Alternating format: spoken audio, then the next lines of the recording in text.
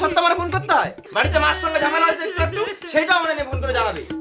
আরে বাবা রে বাবা, আর সহ্য হয় না, মিটিং এ থাকলে বারবার করে ফোন করবে।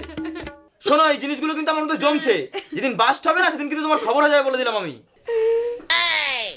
তুমি এত স্যাড গানের কালেকশন কোথায় পাও গো? শুনতে শুনতে পুরো চোখ দিয়ে জল বেরিয়ে গেল। এটা আমার স্যাড গানের একটা প্লেলিস্ট।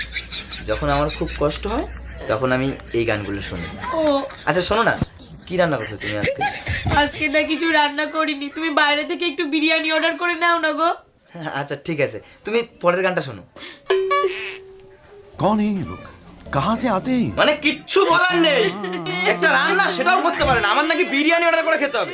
আরে অফিস থেকে বাড়ি এসে বোর হাতে রান্না খাবো সে সুযোগটা আমার নেই, বিরিয়ানি অর্ডার করে খেতে হবে আমার। বাবারে বাবা, এদিকে মহারানীর অর্ডারের শেষ নেই, শাড়ি লাগবে, মেকআপ লাগবে, এই লাগবে সেই লাগবে। আমার বাপ যেন ব্যস্ত টাকার গাছ লাগাইছে। হ্যাঁ, ভালো লাগে না একদম।